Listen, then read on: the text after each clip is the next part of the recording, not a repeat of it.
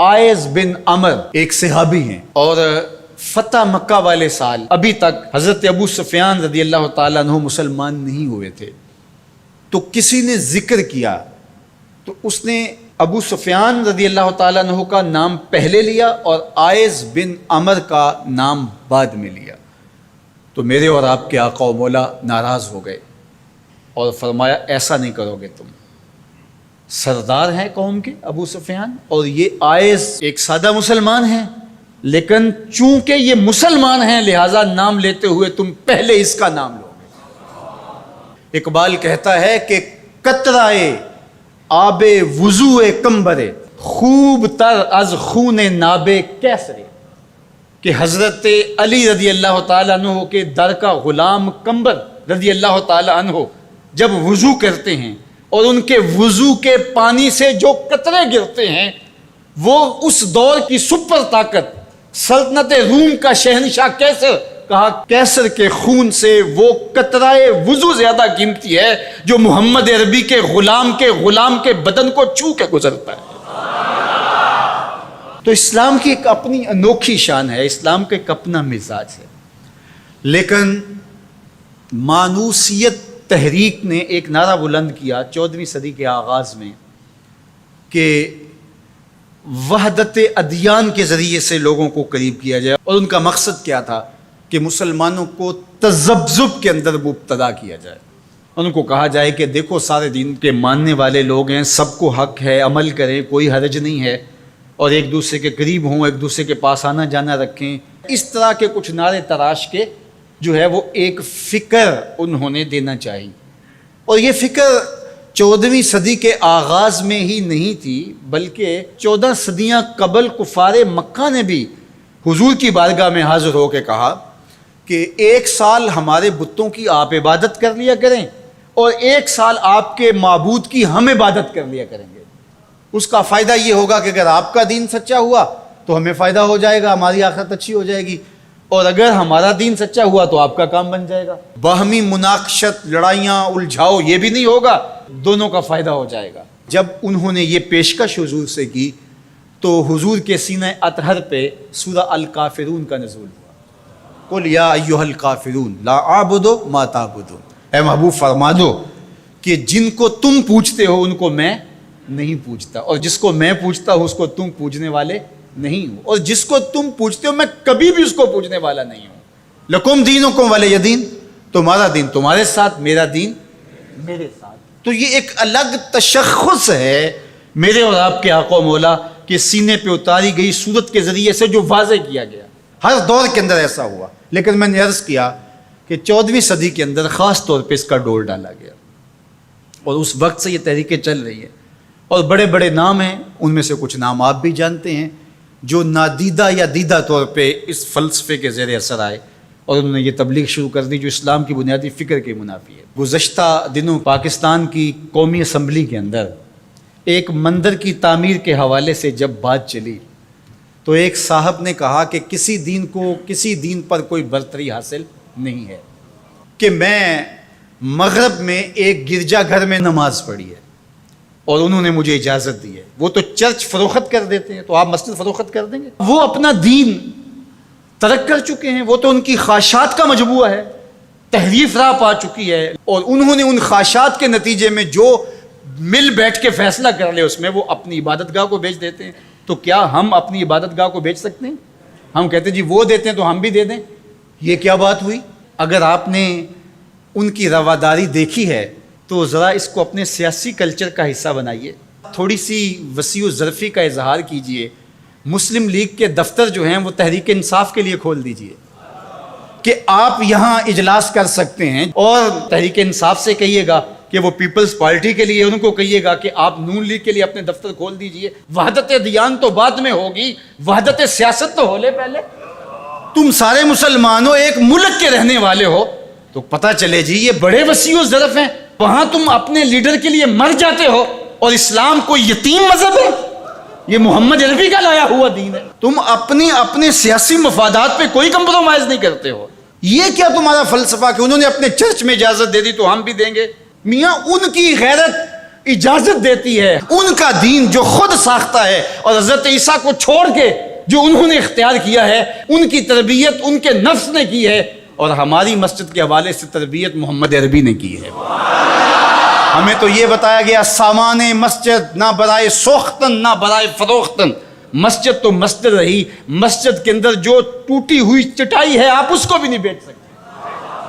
باقی وہ آپ کے لیے یا دو چرچ کھول رہے ہیں اور کہیں کہ وہاں نماز پڑھیں اور آئیں، وہاں ہمیں آپ کو اجازت دیتے ہیں۔ میں آپ کو ایک پیشکش کرتا ہوں کہ انہیں کہیں کہ تم بڑے وسیع و ظرف ہو مگر بہت کشادہ ذہن ہے، تو ہمیں مسجد کرتبہ میں نماز پڑھنے دیں۔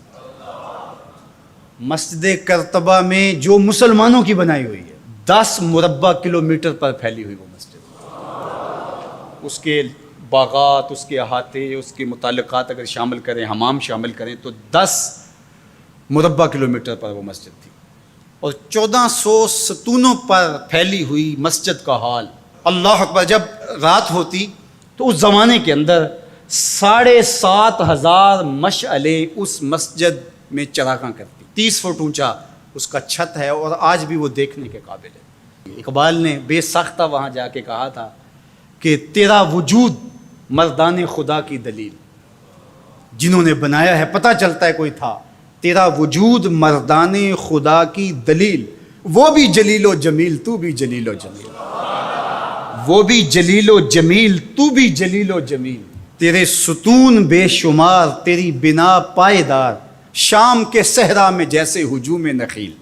تو وہ مسلمانوں نے بنائی ہوئی ہے، 800 سال مسلمانوں نے اندلس میں حکمرانی کی، اب وہ مسجد مسلمانوں کی تعمیر کردہ وہاں موجود ہے اور گرجا گھر میں تبدیل کر دی گئی ہے۔ 2008 میں مقامی مسلمانوں نے پوپ کو درخواست دی کہ جس رواداری کی، مذہبی رواداری کی آپ بات کرتے ہیں، اس رواداری کو قائم کرنے کے لیے ایسا کیا جائے کہ ہمیں بھی اس مسجد میں نماز پڑھنے کی اجازت دی جائے۔ یہاں گرجا گھر ہے، تصویریں لگی ہوئی ہیں، اور وہ آ کے عبادت کرتے ہیں عیسائی، تو ہم بھی ایک گوشے میں عبادت کر لیا کریں۔ مغرب جس رواداری کا پرچار کرتا ہے اس کا عملی ظہور ہو جائے، لیکن پذیرائی نہیں بخشی گئی۔ کہاں گئے وسیع و ظرف؟ تم کہتے ہو گرجوں میں نماز پڑھنے دیتے ہیں، تو وہاں 2 رکعت پڑھ کے دیکھا۔ 2011 میں اللہ نے توفیق دی تو مجھے شوق تھا کہ میں مسجد کرتبہ دیکھوں، بچپن سے پڑھتے آئے، مسجد کرتبہ کی یادیں خیالوں میں نقش تھیں۔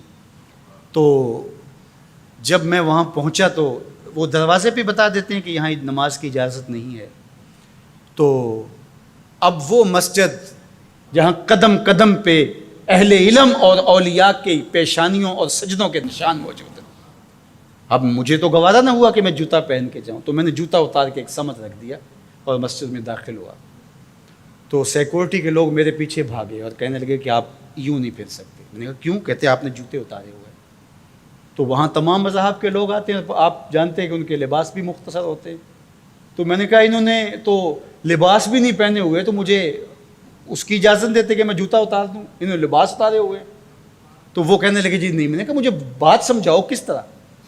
تو جو گفتگو ہوئی وہاں، جو میرے ساتھ ترجمان تھے ان کے ذریعے سے، وہ یہ تھی کہ چونکہ مسلمان مسجد کی تعظیم کرتے ہیں اور مسجد کی تعظیم عبادت کا روپ ہے، اور وہ مسجد کو تقدس دے کر کے اس کی تعظیم کرتے ہیں، اور آپ نے جو جوتا اتارا ہے آپ کی نیت میں مسجد کی تعظیم ہے، یہی ہے۔ میں نے کہا بالکل یہی ہے۔ یہاں بڑے بڑے مشائخ اولیاء بیٹھتے رہیں تو کس طرح میں اپنے جوتوں سے اس فرش کو رون دوں؟